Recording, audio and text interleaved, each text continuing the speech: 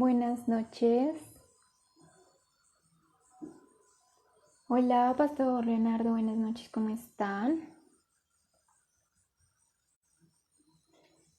Bueno, vamos a esperar un poquito en que las personas empiecen a conectar.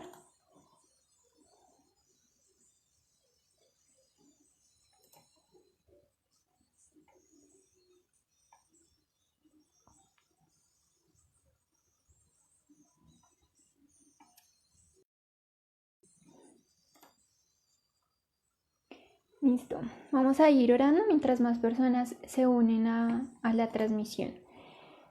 Padre, te damos gracias, Señor, en esta noche por este tiempo que tú has destinado para revelarte a nosotros, para permitirnos conocerte aún más, Señor, para permitirnos conocer tu carácter, tu voluntad, Señor, para poder entender las formas en las que nosotros a través de tu palabra, a través de tu Espíritu Santo en intimidad, Señor.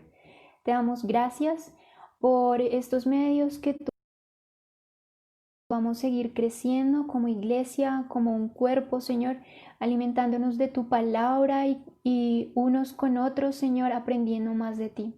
Gracias, Señor, por todas las personas, Señor, que van a ver este video, que se van a conectar ahora en vivo, pero también por aquellas que en el futuro lo verán, Señor. Te damos gracias y te pedimos, Señor, que seas tú dándonos mayor revelación, mayor espíritu de sabiduría y de entendimiento para poder conocerte, para poder comprender más de ti, Señor, y experimentarte de manera íntima y personal. Te damos gracias, Señor, porque sabemos que es una preparación para tu iglesia, para tu novia, porque sabemos que tú estás aquí, Señor, con nosotros y en medio de nosotros. Te damos gracias, Padre, por cada palabra que sale de tu boca y que llega a nuestro corazón para darnos vida, Señor, para traernos a vida. Padre, en el nombre de Jesús te pedimos hoy que seas tú abriendo nuestros ojos espirituales y nuestros oídos estén atentos a tu voz para aprender de ti, para conocerte, Señor, y para amarte cada día más, Señor. En el nombre de Jesús, amén y amén. Listo, bienvenidos a todos, bienvenida Pastora Sandra, Mari, Leonardo, mis papás, bienvenidos a todos. Bueno, entonces les voy a hacer un resumen de lo que hemos estado estudiando. Recuerden que el estudio se llama Conociendo a Dios. En la primera clase vimos acerca de 3 formas en las que Dios se revela. Una es la revelación natural, que es a través de la creación. Luego vimos la revelación especial, que es a través de su palabra. Y luego la revelación personal, que es a través de su Espíritu Santo en una relación de intimidad. Después de esto estuvimos viendo el conocimiento de Dios y allí aprendimos un poco acerca de cómo conocer a Dios supera todo lo que nosotros como seres humanos podemos hacer y por lo tanto estamos en dependencia del Espíritu Santo que Él nos ha entregado para poderle conocer. Y allí vimos 2 clases de atributos que son aquellos que solo le pertenecen a Él y que son los que lo identifican a Él como soberano, todopoderoso. Y luego vimos atributos comunicables de Dios, que son aquellos que Él destinó para que nosotros como hijos también viviéramos y experimentáramos. En la clase de ayer, que fue la cuarta clase, vimos acerca de la soberanía de Dios, que era un poco el énfasis en uno de sus atributos incomunicables, aquellos que solo le pertenecen a Él, y conocimos a Dios como soberano y cómo Él obra como soberano en nuestras vidas. Y hoy vamos a ver la santidad de Dios, que es un poco haciendo énfasis en uno de los atributos comunicables, es decir, aquellos que Él nos entregó a nosotros, y vamos a ver cómo podemos nosotros experimentar la santidad de Dios. ¿Listo? Entonces, para empezar vamos a definir la palabra santo, vamos a ver qué significa. En la raíz del hebreo esta palabra es kadosh y hace referencia a ser separado, a ser apartado para algo sagrado. Habla de ser separado de enfermedad, de impureza y de pecado, y también hace referencia al nombre divino que muchas veces vemos en la Biblia como el Santo de Israel. Esta es la palabra que se usa, es decir, es algo que es apartado para el servicio y para la gloria de Dios.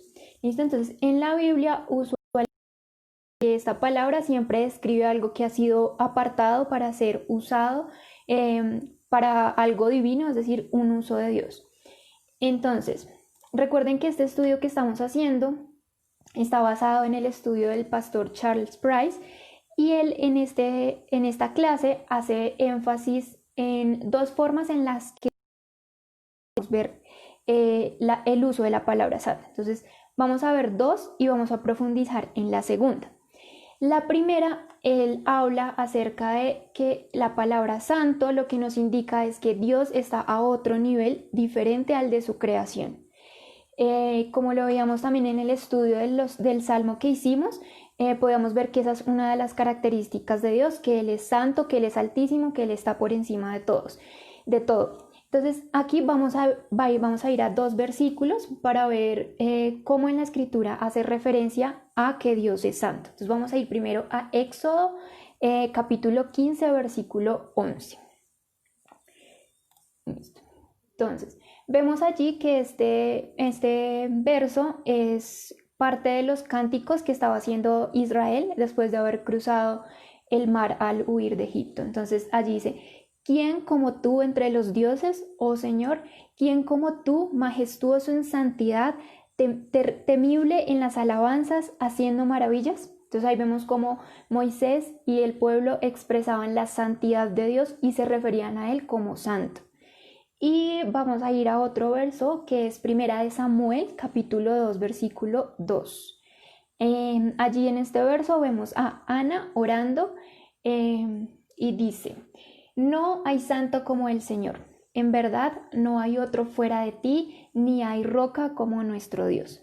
Entonces, así como estos dos ejemplos que hemos visto en Éxodo y en Samuel, en Éxodo es todo el pueblo aclamando la santidad de Dios, y aquí es Ana en la intimidad orando y hablando de la santidad de Dios. Como estos versos podemos encontrar muchos otros en la Biblia que nos hablan acerca de Dios como el santo de Israel y que identifican esta característica de santo como perteneciente a Dios. ¿Listo? Y ahora vamos a ir al segundo punto, que es en el que más vamos a ahondar, y es lo que la santidad de Dios produce en nosotros. ¿Listo? Entonces ahí vamos a ver que no se trata solamente de conocer la santidad de Dios y saber que Él es santo, pero poder experimentar esa santidad en nuestras vidas. Como veíamos en las clases anteriores, la santidad es uno de los atributos que Él posee y que destinó para que nosotros también viviésemos y para que nosotros fuéramos testimonio de esa santidad de Dios y fuera una muestra de que le pertenecemos a Él. Entonces vamos a ir primero a Levítico capítulo 11, verso 44. Aquí vamos a ver cómo desde el principio Dios establece esto que les acabo de decir, y es que la santidad también debe ser un atributo que nosotros deberíamos vivir. Entonces, allí en Levítico dice: porque yo soy el Señor vuestro Dios, por tanto, consagraos y porque yo soy santo. Esto está en Levítico capítulo 11, versículo 4. ¿Listo? Y vamos a ver cómo esto es algo que no cambió a lo largo del tiempo, es decir, que no cambió del antiguo pacto al nuevo pacto. Vamos a ir a Primera de Pedro, capítulo 1, versículo 15 y 16, y vamos a ver cómo la santidad sigue siendo en el nuevo pacto una característica que Él anhela que nosotros vivamos. Entonces allí dice: pero ahora sean santos en todo lo que hagan, tal como Dios, quien los eligió, es santo. Pues las escrituras dicen: sean santos porque yo soy santo. Entonces ahí vamos viendo cómo efectivamente ser santos es algo que nos corresponde a nosotros al haber sido llamados por Dios, que no es solamente una teoría, un grupo de argumentos de lo que Él es, pero que también es algo que tú y yo necesitamos encontrar al haber conocido a Dios. Entonces, para el que posiblemente es el texto que va a ser base de esta clase, de este estudio, y es Isaías 6.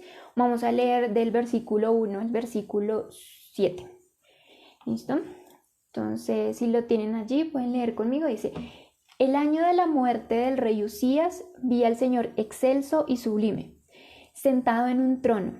Las orlas de su manto llenaban el templo.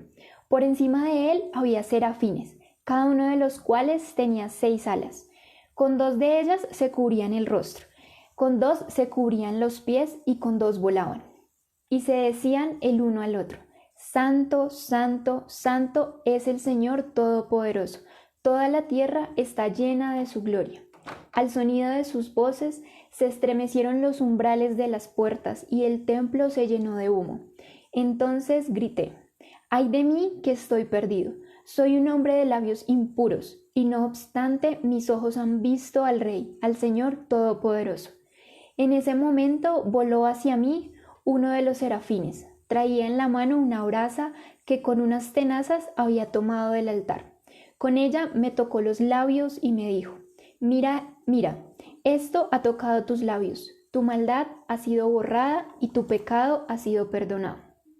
Entonces vamos a desglosar un poco esta experiencia que tiene Isaías allí frente al trono de Dios, y vamos a encontrar 3 cosas importantes en esta experiencia. Entonces, primero, hay un obstáculo que tuvo que ser removido para que él pudiese ver la santidad de Dios. Entonces vamos a ir en el verso 1, que dice: En el año de la muerte del rey Usías, vi al Señor excelso y sublime sentado en el trono.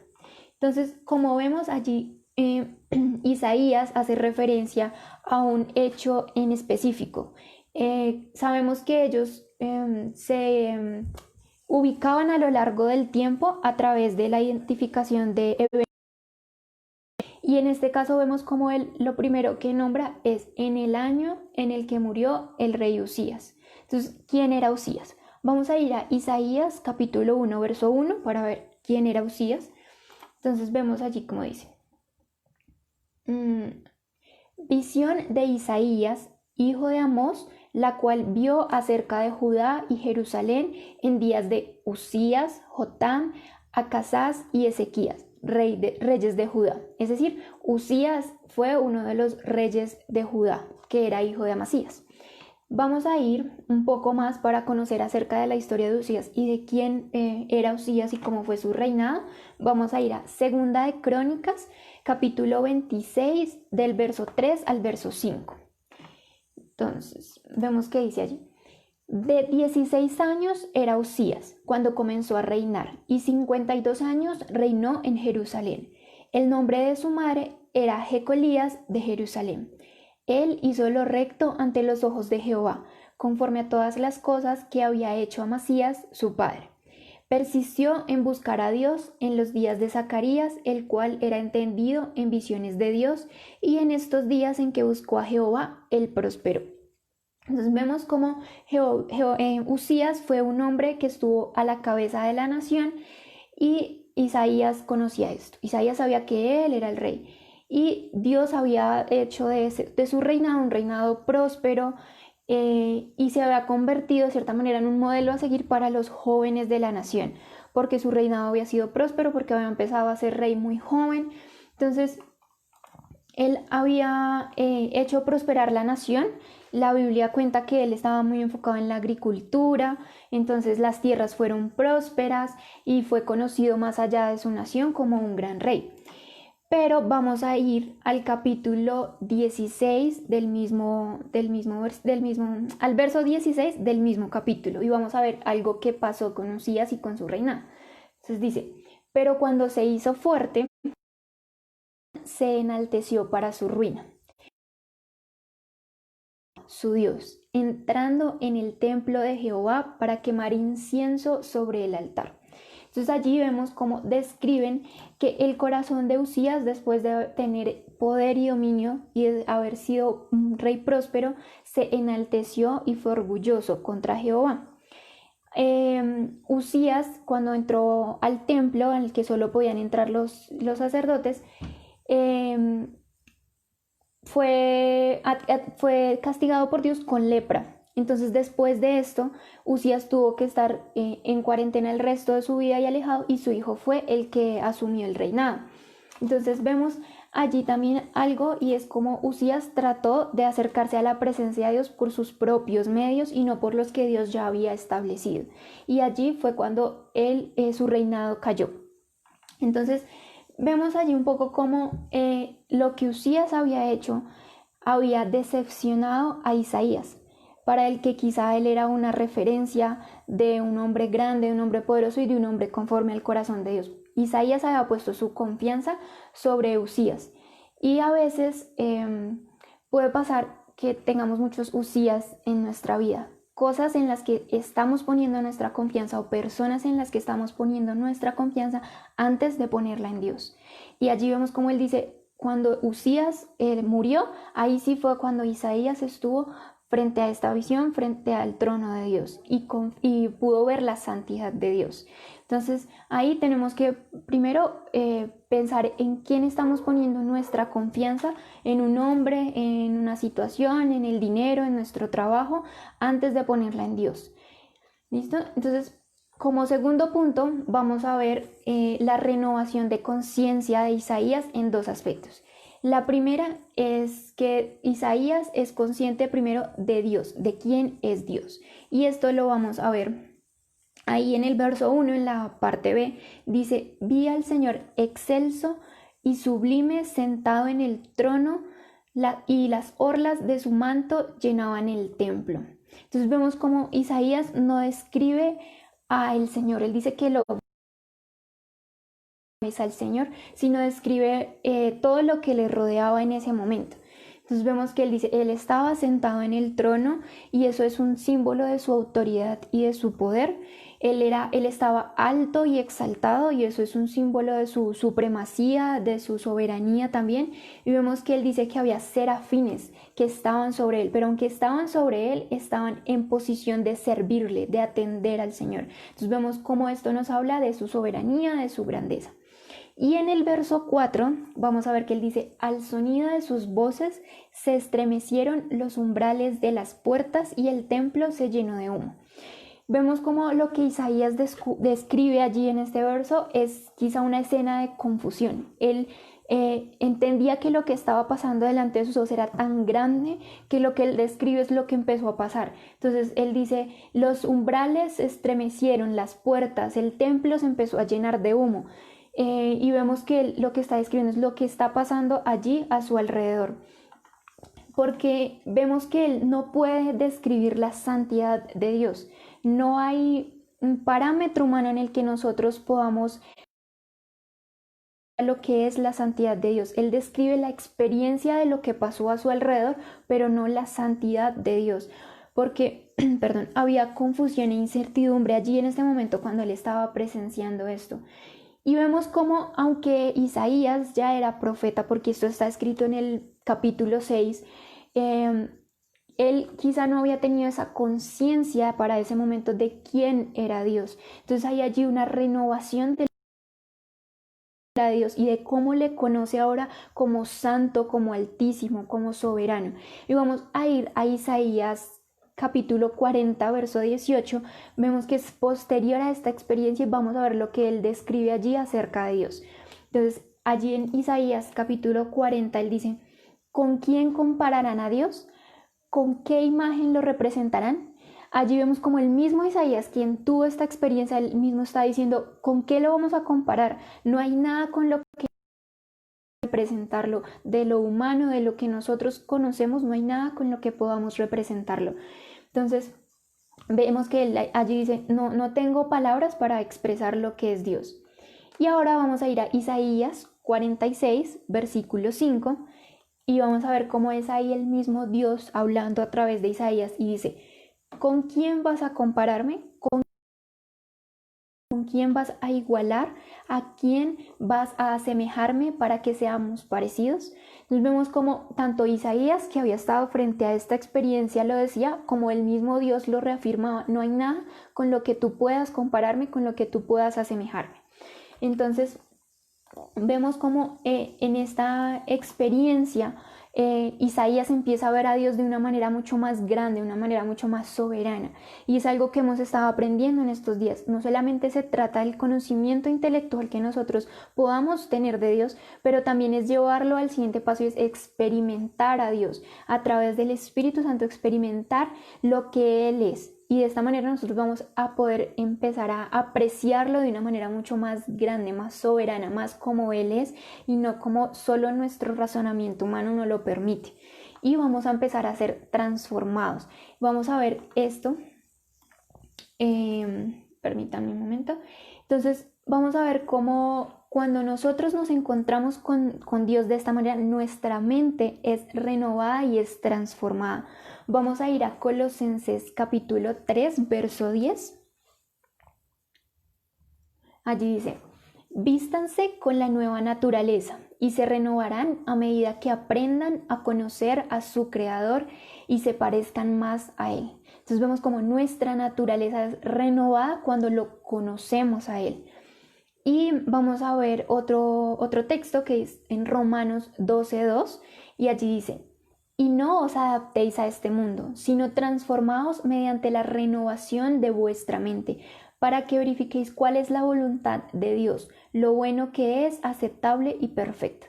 Entonces vemos nuevamente cómo nuestra mente es renovada a través de conocer a Dios. Y allí Isaías había conocido a Dios de una manera personal, había tenido una experiencia personal con Él. Y aquí vamos a ver la otra forma, y es que él tiene una renovación acerca de sí mismo. Nos vamos a ver como en el verso 5 allí de Isaías capítulo 6, él dice: ay de mí, que estoy perdido. Soy un hombre de labios impuros y vivo en medio de un pueblo de labios blasfemos.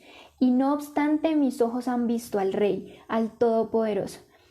Cuando estamos delante de la presencia de Dios, vamos a ver que nos vemos a nosotros mismos bajo una luz que nos muestra todo lo que nosotros somos, que nos revela nuestra naturaleza como hombres. Y es allí cuando nosotros decimos como no, así como decía Isaías: ay de mí, que estoy perdido. Es allí cuando después de ver a Dios y después de ver su santidad, Isaías puede verse a sí mismo y decir: ay de mí, que estoy perdido. Nuestra naturaleza humana.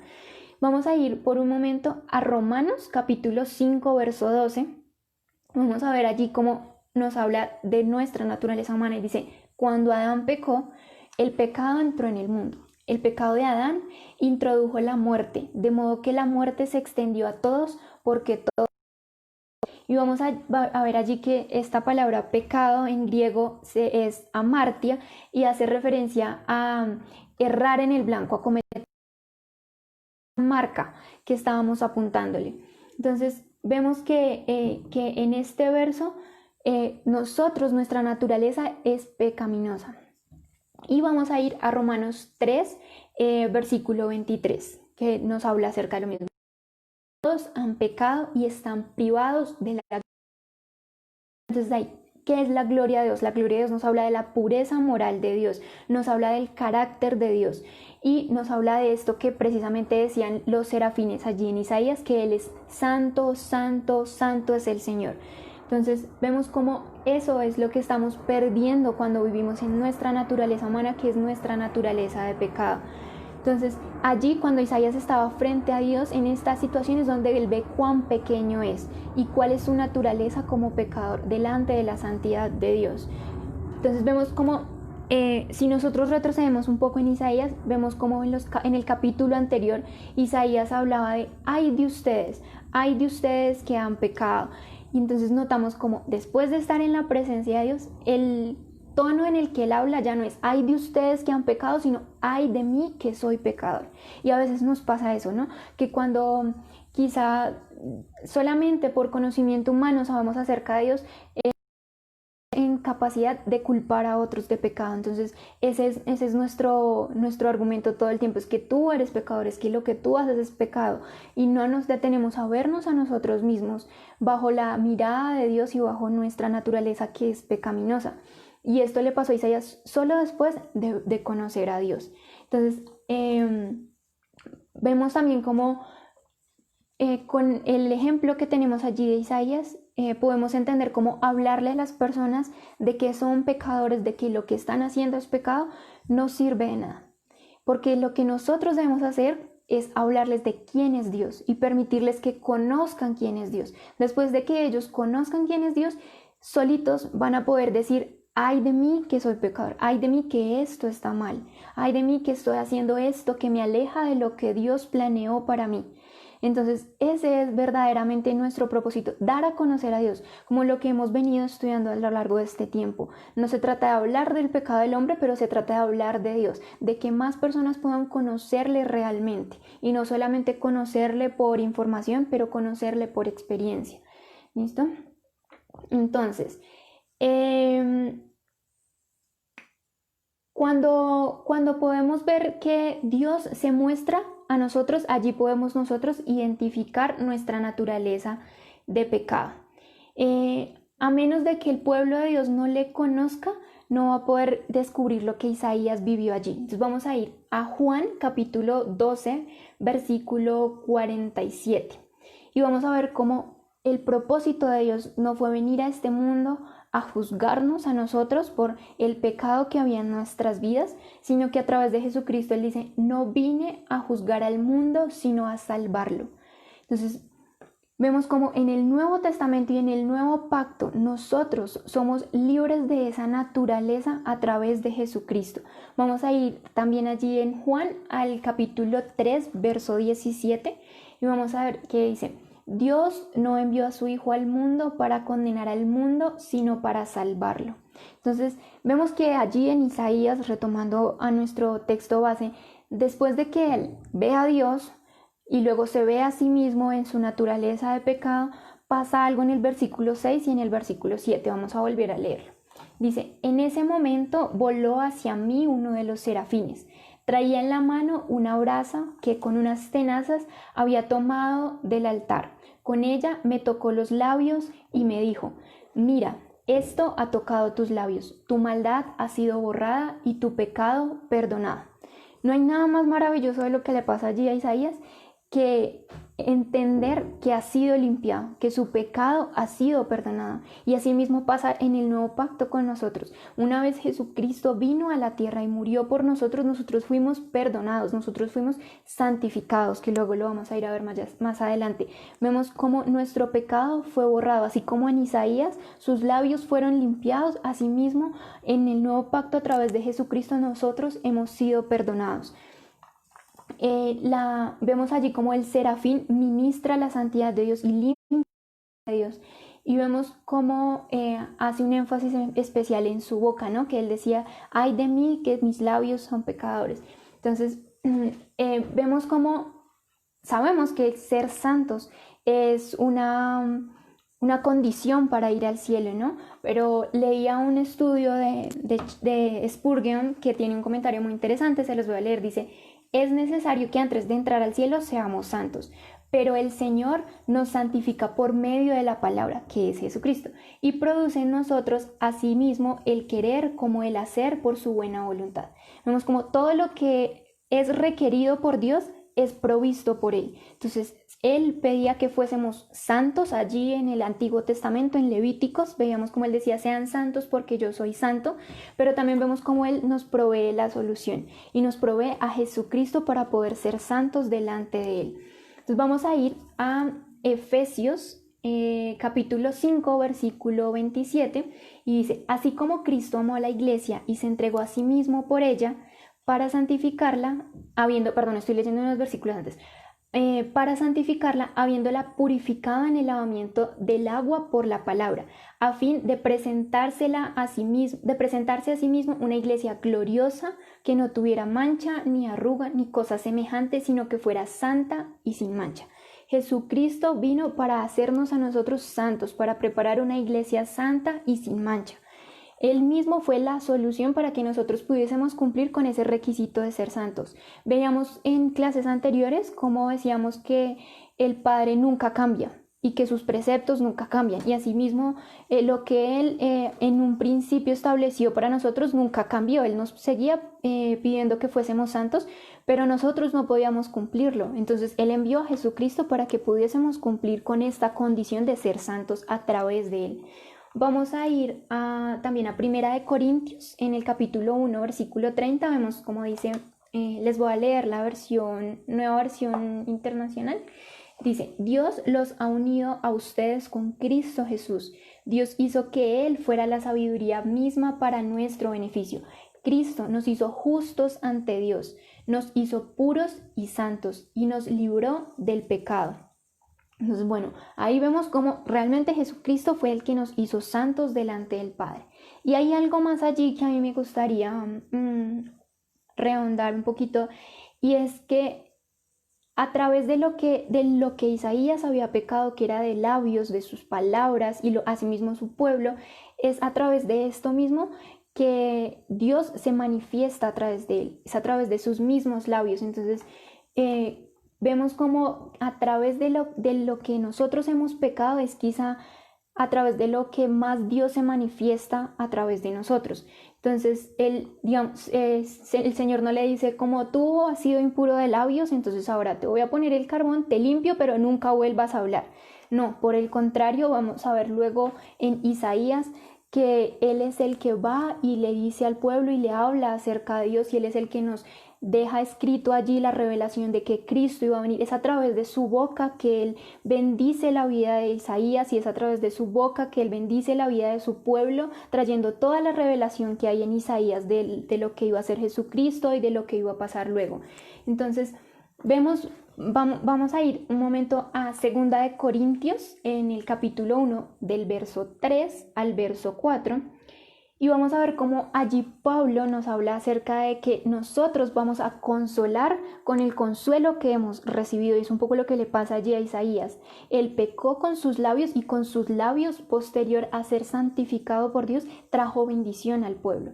Entonces vemos allí que dice: toda la alabanza sea para Dios, el Padre de nuestro Señor Jesucristo. Dios es nuestro Padre misericordioso y la fuente de todo consuelo.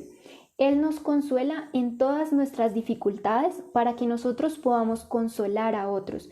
Cuando otros pasen por dificultades, podremos ofrecerles el mismo consuelo que Dios nos ha dado a nosotros.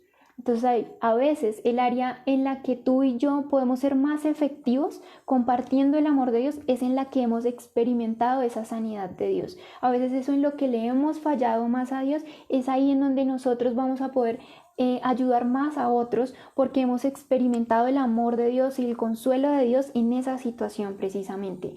Entonces, vamos a ver ahora el tercer punto. Entonces, hemos visto ahí hasta ahora como primero Isaías pasó algo que tenía que quitar de su vida para poder contemplar esta gloria de Dios, y ese algo era a Usías, en quien él había puesto su confianza, en quien él había confiado, y luego de que esto fue quitado, ahí sí Isaías pudo experimentar a Dios.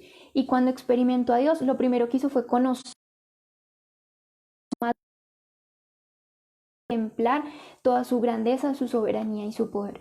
Y después de esto se vio a sí mismo en una naturaleza de pecado. ¿Listo? Y luego vemos cómo el Señor fue cambiando esa naturaleza de pecado para nosotros en el Nuevo Testamento, en el Nuevo Pacto, y para Isaías a través de un querubín que limpió sus labios. ¿Listo? Y ahora vamos a ver qué pasa con la vida de Isaías luego de que fue santificado, luego de que sus labios fueron limpiados. Entonces, vamos a ver qué pasa cuando, después de nosotros haber experimentado a Dios, haberle conocido y haber recibido esa santidad, qué pasa con nuestras vidas. Entonces, vamos a ir ahí al versículo 8, de Isaías 6. Entonces ahí le dice: después oí la voz del Señor que decía: ¿a quién enviaré y quién irá por nosotros? Entonces respondí yo: heme aquí, envíame a mí. Nosotros vemos ahí cómo hemos sido apartados para Él y nos hemos convertido en la morada del Espíritu Santo. Eso veíamos que era el significado de la palabra santo, apartados para Él. Y vemos como en el Nuevo Testamento, cuando Jesucristo vino aquí a la tierra, nos dice que nosotros ahora somos la morada del Espíritu Santo. Vamos a ir a 1 de Corintios, capítulo 6, versículo 19. Dice: ¿o ignoráis que vuestro cuerpo es templo del Espíritu Santo, el cual está en vosotros, el cual tenéis de Dios, y que no sois vuestros? Entonces, vemos allí como Isaías, después de reconocer que ha sido santificado, él solito responde: heme aquí, Señor, cuando Dios llama. Y Dios allí no lo está no lo está queriendo obligar ni le dice, oye, como ahora te he santificado, entonces ahora tú vas a hacer esto para mí. No, Él le hace la invitación, Él le dice, ¿a quién enviaré y quién irá por nosotros? Y es Isaías el que responde, heme aquí, envíame a mí, ¿cierto? Es como reconoce que Él ahora es morada de Dios, que Él ahora es limpio, que Él ahora es apartado para un uso nuevo, para un uso santo. Y le dice, envíame a mí. Y en el Nuevo Testamento veamos como en el nuevo pacto, después de nosotros ser apartados y ser santos, convertimos en la morada del Espíritu Santo. Y como en nuestras vidas el hecho de ser morada del Espíritu Santo se refleja a través de unos frutos del Espíritu. Vamos a leer allí un comentario del pastor que él decía, al Espíritu se le compara con el viento y como sucede con este, no podemos verlo con nuestros ojos naturales. Pero de la misma manera en que notamos que hay viento por sus efectos en las olas, en los árboles, descubrir cómo la presencia del Espíritu en una persona se ve por los efectos que produce en su vida cotidiana y en su conducta. No tiene sentido decir que tenemos el Espíritu Santo si no andamos también por el Espíritu. La santificación es el sello del Espíritu Santo que imprime en los creyentes. Y dice, porque todos los que son guiados por el Espíritu de Dios, estos son hijos de Dios. Entonces vamos a ver cómo en nuestras vidas la muestra de que hemos sido santificados es a través de los frutos del Espíritu, pero no es porque sea algo que nosotros hacemos, sino porque ha sido Dios morando en nosotros el que empieza a manifestar su amor, su poder y su voluntad en nuestras vidas. Vamos a ir a Gálatas capítulo 5 versículo 22. Dice, en cambio, el Espíritu de Dios nos hace amar a los demás, estar siempre alegres y vivir en paz con todos. Nos hace ser pacientes y amables y tratar bien a los demás, tener confianza en Dios, ser humildes y saber controlar nuestros malos deseos. No hay ley que esté en contra de todo esto, y los que somos de Jesús hemos hecho morir en su cruz nuestro egoísmo y nuestros malos deseos. Si el Espíritu ha cambiado nuestra manera de vivir, debemos obedecerlo en todo. Entonces, vemos como después de toda esta experiencia que Isaías ha tenido, conociendo la santidad de Dios y entendiendo que ahora Él es santo, que ha sido limpiado y que nosotros ahora en el Nuevo Testamento podemos reconocer lo mismo a través de Jesucristo, que murió en la cruz, que vemos que vino a la tierra para santificarnos, para hacernos para estar allí con Él, para cumplir ese requisito y que nosotros hemos sido puestos como morada del Espíritu.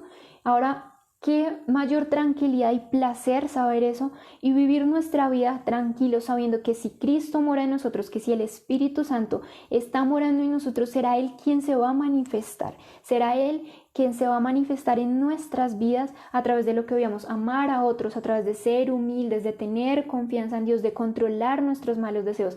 Va a ser el Espíritu Santo en nosotros, así como en Isaías tuvo este efecto de decir, heme aquí, envíame a mí, así mismo en nosotros, en Señor, aquí estamos, manifiesta tu amor y tu poder a través de nuestras vidas, para que otros puedan conocerte así como yo te conocí, para que otros puedan conocer cuán bondadoso eres, Señor, porque tú te manifiestas en mí a través de la bondad, porque tú te manifiestas en mí a través del amor que tienes por otros, a través de palabras de amor para con otros, de actos de amor, de bondad y de misericordia para con otros.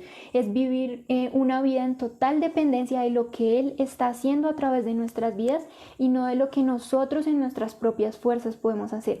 Eso es experimentar la santidad de Dios, es saber que Él está en nosotros haciéndonos santos y a través de los frutos del Espíritu Santo vamos a experimentar esta santidad. Entonces, aquí terminamos la enseñanza de lo que es experimentar la santidad de Dios. Vemos cómo a través de la vida de Isaías pudimos ver este encuentro con la santidad, esta transformación y lo que Él ahora hizo. Entonces, la invitación es a que nos preguntemos qué tanto hemos experimentado la santidad de Dios en nuestras vidas. ¿Le hemos conocido? Sí, en estos días hemos podido conocer más juntos acerca de quién es Dios, de su poder, de su grandeza y de lo que Él ha puesto en nosotros. Pero el punto ahora está en pasar de lo que hemos aprendido a lo que hacemos. Y lo que hacemos es vivir en una completa dependencia de Él, con una fe genuina en lo que Jesucristo ya hizo y vivir a la expectativa de lo que Él va a hacer. De un heme aquí, Señor, aquí estoy, tú me santificaste, tú me apartaste para ti, Señor, haz lo que tú quieras hacer en mi vida, Señor. ¿Listo? Entonces, vamos a orar. No sé si alguno tiene alguna pregunta, si se perdió. Los animo a que podamos seguir compartiendo estas enseñanzas, a que podamos compartirle a otros y que podamos estudiar con nuestras familias y que podamos experimentar todo esto que hemos aprendido en una relación íntima con Dios. ¿Listo? Vamos a orar. Padre, te damos gracias, Señor, por lo que tú hoy nos has enseñado, Señor, a través de Isaías, a través de cómo él pudo verte a ti, ver tu grandeza, ver tu poder y luego verse a sí mismo, Señor, y reconocer cuán pequeños somos delante de ti, Señor. Pero también gracias, Señor, porque has enviado a Jesucristo a morir por nosotros, a hacernos santos, a hacernos puros para ti, Señor. Gracias, porque ese es un requisito que quizá no íbamos a poder cumplir, Señor, pero tú supliste la respuesta, Señor. Tú supliste aquello que necesitábamos para poder estar delante del trono, delante de tu presencia, como santos, como apartados, Señor. Hoy te pedimos, Señor, que nos enseñes a vivir de tal manera, Señor, reconociendo en todo tiempo que somos morada de tu Espíritu Santo, que fuimos santificados por Jesucristo, que tú ya pagaste el precio por nosotros, Señor, reconociendo que ahora son los frutos de tu Espíritu en medio nuestro, manifestando ese amor para con los otros, manifestando el santo que se nos ha dado, Señor. Gracias, Señor, porque nos permites descansar en ti, habitar en completa paz bajo tu morada, Señor, bajo la morada del Altísimo, Señor, seguros de que lo que tú hiciste en la cruz ya fue suficiente, que no tenemos que hacer nada más que clamar a ti, Señor, y decirte que dependemos de ti, que aquí estamos para que tú seas a través de nuestras vidas manifestando tu santidad, tu grandeza, tu pureza, tu bondad para con otros, para que la forma en que nosotros te hemos conocido, otros puedan conocerte y darte gloria a ti, porque eso es lo que ahora somos, Señor, santos, apartados para el uso divino, para que todos puedan darte gloria a ti, Señor, para que la gloria sea siempre tuya, Señor. Gracias, Señor, por lo que tú estás haciendo en este tiempo, Señor, por palabra dándonos vida, Señor, por palabra edificándonos sobre la roca, Señor. Te pedimos, Señor, para que esta palabra more en nuestros corazones, Señor, y crezca y abunde allí, Señor, bajo tu dirección y bajo tu presencia. En el nombre de Jesús, amén y amén. Muchas gracias a todos los que se unieron, Pastora Sandra, Tatana Gudelo, bienvenido, Sebas. Muchas gracias, Pastora Emilce, Brayita, no sé a quién veo más, la hermana Yolanda, hermana Nidia, Pastor Wilson, Fernanda, bienvenida, no te había visto estos días, Karen, la hermana María Esther, Felipe. Muchas gracias a todos, espero que tengan una buena noche y que sigan meditando en esta palabra, en lo que hemos aprendido hoy un poco más acerca de Dios, y los invito a conectarse mañana. Mañana vamos a estar hablando acerca de la adoración a Dios. Es el 6º tema, los invito a conectarse, a estar allí. Y recuerden que a las 9 de la mañana vamos a estar conectados con la Iglesia Jerusalén Herencia Eterna en un tiempo de oración en la mañana como familias. Muchas gracias a todos, Dios les bendiga.